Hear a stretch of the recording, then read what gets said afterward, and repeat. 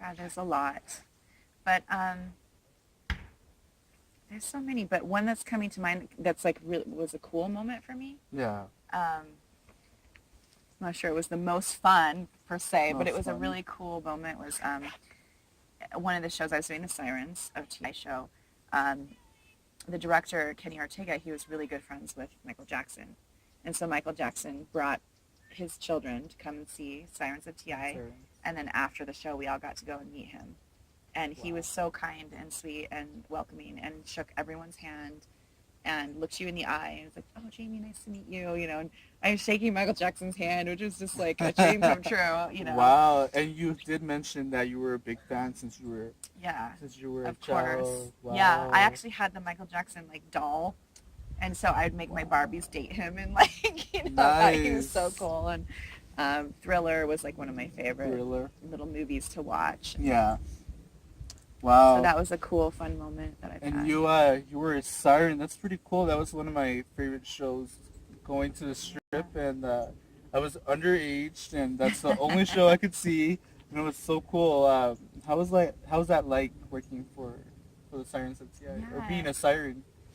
It was a great experience. I was fortunate enough to be part of the creation and opening of the Siren show, because originally it was the pirate show with Just Guys, and then Treasure Island wanted to recreate it, and so they brought in this phenomenal director, Kenny Ortega, who's amazing. And he had this vision, and they like actually auditioned around the nation for the Sirens, and I was already working in Vegas at the time. So it was a big thing. It was a big deal at the time, and I was super honored to be a part of it. And just to be like in that creation space with Kenny Ortega was so cool. And of course his assistants, and they were all amazing, and the whole team was amazing. And so it was great. And at that time, again, I was still kind of trying to transition into singing. I was a professional dancer mainly, and, you know, learning how to use my voice and whatnot. And I actually was given the opportunity through Sirens to go and perform the national anthem. Wow. Because they had some singers. Yeah. And they would go as a trio and go sing national anthems. Okay. And one of the girls was out for some reason. So I got to go in her spot. And we got to go sing for the LA Lakers at the Staples Center. Wow. And at that time, you know, it was like such a huge deal for me. Huge deal. And I hadn't yet fully stepped into being a vocalist at that point. So it was a really cool opportunity. And Sirens was awesome, you know, as far as like being on a pirate ship and getting to act, and we learned how to use a whip, and it was awesome. It was a great experience. And what's one of the most things you miss about that show? What do I miss about Sirens? Oh, well, the people, of course. You always miss your castmates. It was just fun. You know, it was fun to be on that ship, like I said, and there was pyro and effects, and we were acting, and then there were times when, if it's too windy, which, you know, Vegas can get really windy, and we're outdoors, they would cancel the show because it's too much wind and they can't do the pyro, and it's just not safe for the performers. I believe it caught on fire once, right? Probably. Sounds about right. I remember. I'm sure that happened. So then they would cancel the shows, and as cast, we'd all just be hanging out, and we'd go to the EDR, and, you know, so it was just those fun moments with castmates that you miss.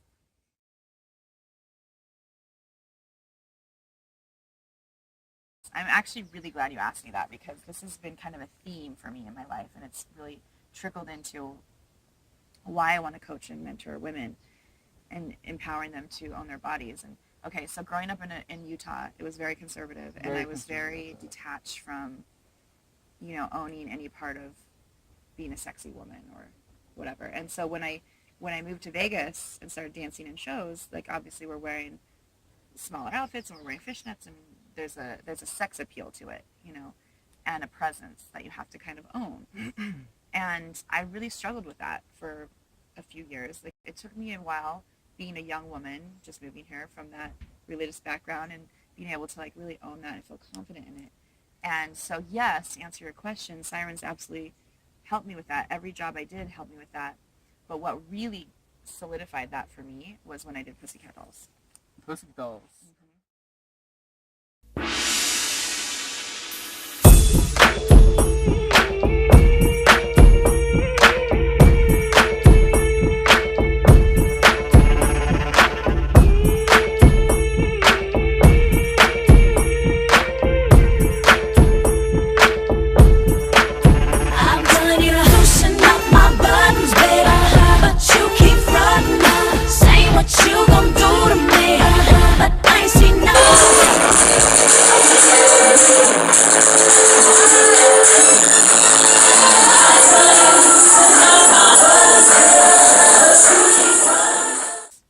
some friends that you still keep in touch with from your Oh, wow. childhood I or your mean, teens? yeah. So my very dear best friend that I've known forever, she used to live across the street from me. We've known each other since we were 5. Her name's Alyssa. She lives in southern Utah, and we actually just had um, lunch yesterday. So we keep in touch. She's my Yesterday. oldest, Okay. dearest friend. And then I've kept in touch with people that I grew up with in my neighborhood or in high school or whatever. Yeah. Mainly through Facebook, to be honest, and social media, Okay. which is beautiful. It's a beautiful thing. But yeah, a few of them up in Utah as well. Wow, wow. How old were you when you met Alyssa? 5? 5. 5. Mm-hmm. Wow, that's a long time. Yeah. Yeah. Yeah. And how old were you when you had your first boyfriend? 15. 15. Yes. 15. He was 16. That was my first official, kind of like being in love experience. What did your dad say about that? Oh, he hated it. Hated it. Hated it. Hated your it. mom? She didn't like it either. She didn't like it? Yeah, no. And to be honest, we were too young and it wasn't the best relationship. How long did it last? I think a year. A year? Yeah. But it was like the puppy love, It wasn't like Like a serious. the real in love situation, but it was what it was, and it was awesome at the time. Definitely. Talking about love, if you don't mind, we'll talk about your relationships and more about your personal life. We're going there. Let's take it. So get ready. Who was your first love and how did you meet him? Oh my gosh, you're killing me. Well, oh man. I mean, my first love was, Mention his name. well, probably him. I don't want to mention names. Can I avoid mentioning names? I don't want to put people on blast. For sure. But yeah, like I said, that was my first kind of puppy dog love. And we met, how did we meet? Like through a mutual friend. Mutual friend. Yeah. Because we didn't go to the same school or anything. Oh, It was okay. like my best friend at the time was dating his best friend. If that makes sense. So then Yeah. they introduced us. And Yeah. thought it was cute and cool. Did you get to see him a lot or? Not really, because we Oh. lived, I mean, I guess we did. We made it happen. My mom, drove me to see him, and when I Okay. would hang out with my She would friend. drive you to see him. Okay. Yeah, like they were supportive to a degree, but they didn't really care for him and I together at the time because we were both so young and we young. were not ready for a relationship. Let's be real. I mean, come on. So it didn't last very long, but that was my first That was kind your of first. puppy dog love. And then I had boyfriends later that I would say were more of a mature, like actually first love situation. I saw this phrase on Facebook the day you will never love someone as much as you did your first love. Do you think that's true? No. As I So you drink. think you could love someone else more than your first real love? Yeah, I mean, I think probably when you're really young and you are so in love with someone, unless you have wisdom beyond your years, you're probably gonna like lose yourself in that relationship, to a certain degree, right? Yeah. So, in that sense, maybe, but why would you want to love someone like that if it's not a healthy? Really. If you lose yourself in someone, that's not a good thing.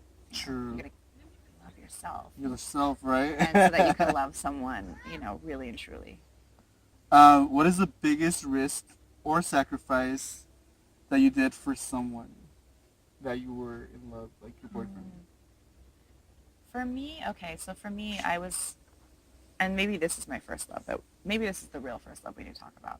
I was in a very long-term relationship with a man. When we were very young, when I first moved to Vegas, I met him. Also an entertainer. And at the time, I wanted to move to LA. And I didn't because of the relationship. That was more important to me. That was more important. And so sometimes, and things happen the way that they are supposed to. I believe that. I believe that things happen the way they happen the way they're supposed to. So, but in a certain way, I'm like, well, I wonder what would have happened had I moved at that period of time in my life and actually pursued my career in LA. What would be different in my life? But then you can't, you can't really go there. So I feel in the past I have sacrificed a lot for my relationships, career-wise. Career-wise.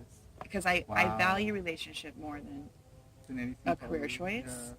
But I've always been, and still am, one of those people that refuses to not be able to have both. Like, I want to have my cake and eat it too in all the best ways. And I truly believe that everyone should and can live their best lives and have everything they want in their life. I don't think you have to sacrifice anything necessarily, you know? And what's one of the craziest things you've done for your boyfriend or a love? What's one of the craziest things I've done? Yeah. With them or what? Yeah, like for them or with them? The craziest things I've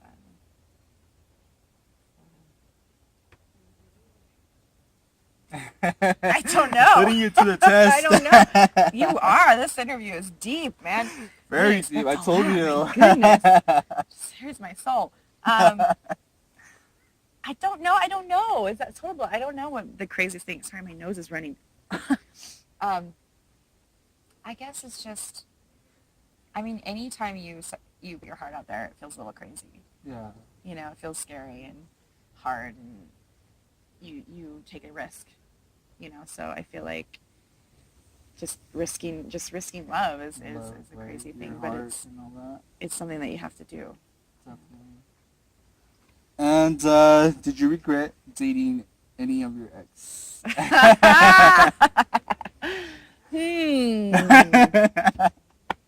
I regret the way I handled some things. But you don't regret dating? I don't regret you can't. That's the thing. You really can't regret. You can't, because you learn the lessons and you hopefully have learned the lessons and are better for it and stronger for it, So, I mean, I think they all serve their purpose, and I've been fortunate enough to have some really great relationships. And so I do regret, like I said, maybe some of the things I said, or maybe the way I handled some things. And in hindsight, I was like, wow, I would never, I would never do that again, or I would never let that person speak to me like that. But I didn't know that until I learned it. So you can't really, you can regret, but not really. Not really. What are one of the worst things you said to your ex, or? I don't know. We're not going I hate there. you or something. No, but yeah, if you're fighting and you say hurtful things, or yeah, may regret some words, or I don't specifically remember, honestly. I just know that there have been times when I was like, oh wow, why did I handle it that way, or why did I react that way? You kind of repented. Yeah, I mean, we all make mistakes. Yeah. Especially if you're in a relationship, you're going to get triggered by each other, and you're going to. Definitely. That's what they're there for. Right. Live and learn.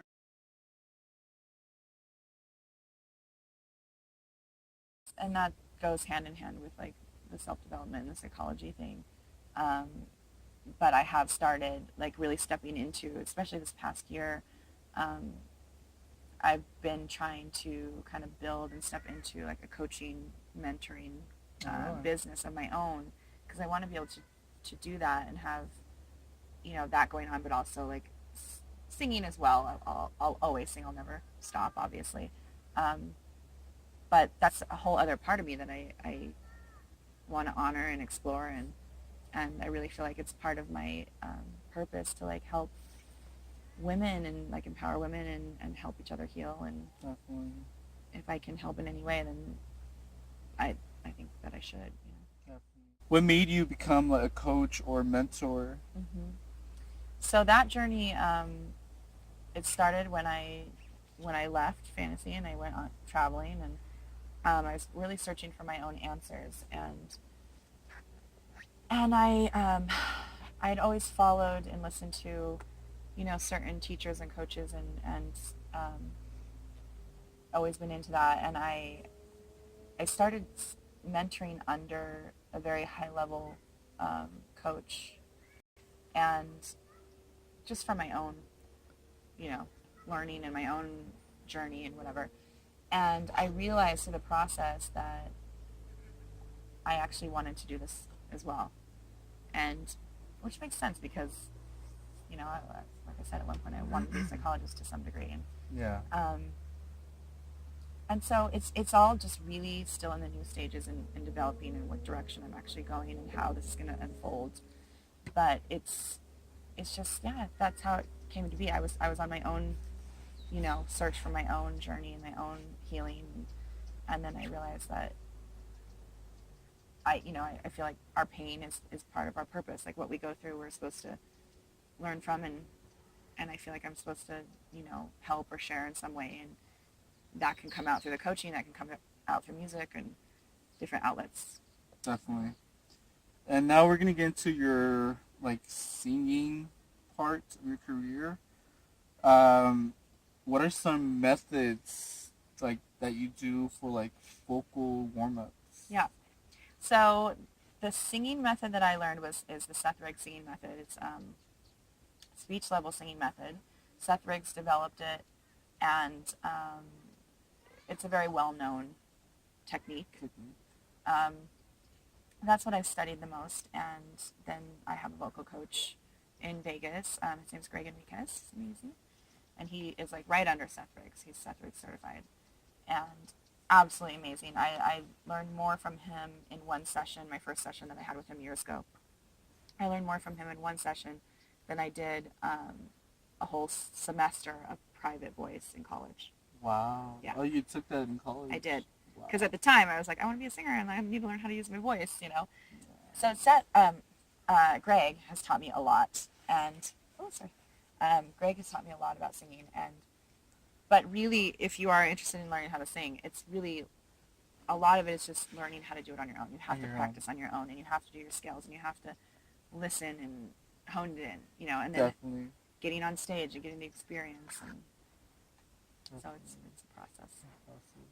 What is the hardest song for you to sing? Oh gosh. Wow. I don't know specifically what the hardest song is for me to sing, but it's really when you, and it's usually this way for many singers, but it's when it hits on a certain bridge, like a transitional point in my voice. Oh, okay. So if it lives in that area, it's just more difficult to navigate. Yeah. I mean, the anthem is a perfect example of that. But the anthem is can be quite a challenging song because it's so all over the place. I figured out a way that I like to sing it, and it works for me. But yeah. You think you can sing it for us?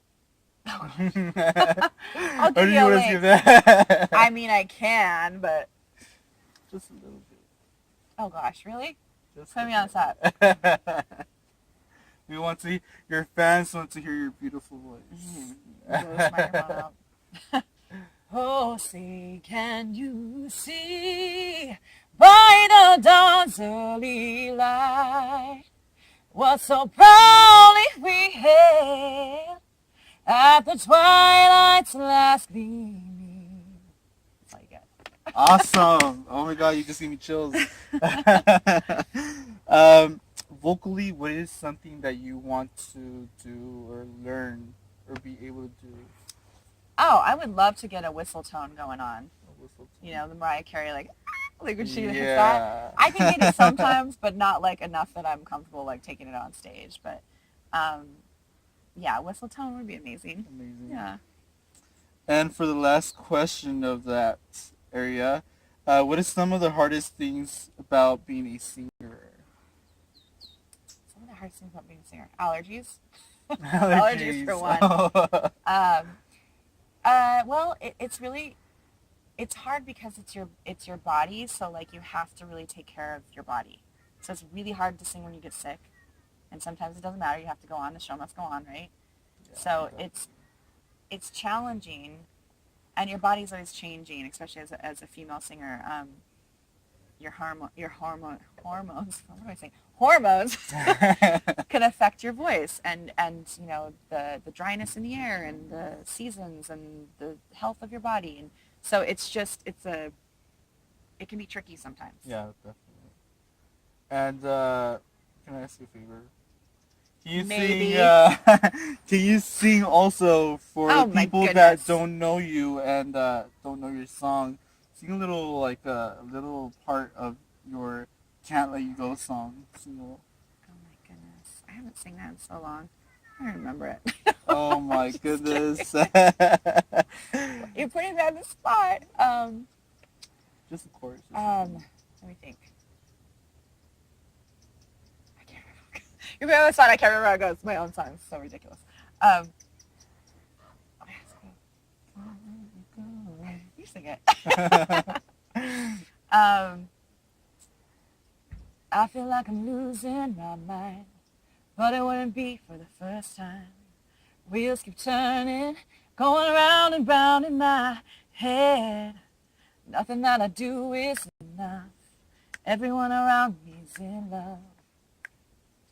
I can't remember it.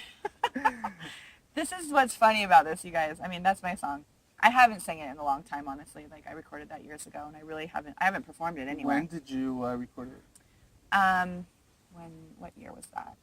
That would have been 2015, I think. Oh, wow. Yeah, because it was before, like, I quit singing for a minute. Yeah, it was before that. It was, like, the year before that or whatever. I was working on the album.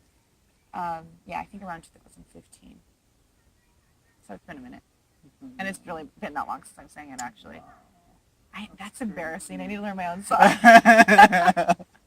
It's a really I'm just nice not song, focused on that so- song, you know. I mean, I It's sing the okay. songs I sing in the gigs right now, and that's all I focus on is what I have to learn for the next gig.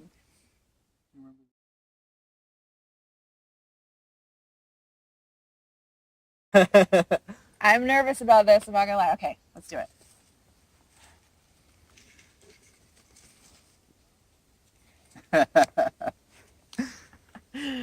Say, Viva Mexico, cabrones. Did I say that right? You did it. Cabrones. Let's see what we got. Send a message to one of your, oh wow. Send a message to one of your ex that hurt you the most. No. We will not be texting the exes, ladies and gentlemen. Like a message, like direct message. Oh, I think when we get I don't know, not a text that message. hurt me the most. Thank you for the lesson. Good one. All right. Yay. Answer. Have you ever cheated on your BF? No. Absolutely not. Next one. Why are these all about exes? What's happening? Say the name of your ex. Wait, your ex repent dating. Oh, regret. I said repent. My handwriting is kind of. Say the name of your ex. Regret dating the most? Yeah. Is that what that means? You I'm not going to say a name. I can't say a name. Don't say the name. That's too, that's just too brutal. I can't do it to him. He knows who he is. You know who he is. I think he does. I think he does. Wait, how many is that? 4. That's okay. 4. One more. I want to know all about the X's. X's and O's. Answer question. Are you a twerker? Wow, okay, this is funny. I actually did a showcase for a show called Twerk that was produced by an amazing woman, Ann Martinez, who I love. So I have done my share of twerking. I'm not going to do it. Don't even ask me. Not in these shorts. But naturally, am I a twerker? No. But I have to say, I actually have a newfound respect and understanding of it after doing the show, because there's a whole actual discipline and dance style to it. It's not just shaking your booty. There's like an actual technique. And the girls who really do it, it's actually really hard, and it looks really cool when you can actually do it properly. So to do this show, I was singing in the show, but I had to do a little bit of twerking, and we all had to have twerk lessons. Oh my God, you should have seen that. That was hilarious. But yes, so I guess to answer your question, I am a twerker to some degree, but not naturally. I wouldn't. There you I go, don't just go on the dance floor and twerk. Oh my goodness. Well, this concludes the show, guys. Thank you for watching us and thank you for being with us. Thank you you. so much. I hope Thanks for you having enjoyed me. the show and the interview. And yeah, we got to know a lot about you. Yeah. Definitely in deep. Yeah, it was awesome. Thank you, Thank you for Jamie. having me. Well, if you want to catch Jamie in her performances or anything she does, you can visit her social media at Jamie Lynch, Facebook, Twitter, Yeah, so Instagram. Facebook is I am Jaime Lynch, and Instagram is I am Jaime Lynch, and Twitter is just at Jaime Lynch. And Jamie spelled Jaime, like Jaime. Yeah. And also, they can go to jamielynch.com. Yes, you can. Um, you can go to the website. I actually have a newsletter that I'm sending out, so if you want to get on that, just give me your email address, and I'm happy to hit you guys up and let you know what's going on. And yeah, I'm all over social media. Just On you social can media. message me. As well, you're performing live. Yes. You're So performing live. yes. The shows you mentioned. As of now, Saturday night at Zoe Bowie on Fremont Street on the main stage, and then Friday nights at Electric Candy at the Hooters Casino inside the showroom, and then every other Tuesday. You'd have to ask me about that schedule, but every other Tuesday I'm at Fantasy as well at the Luxor. Definitely. Well, thank you so much, Jamie. Thank you.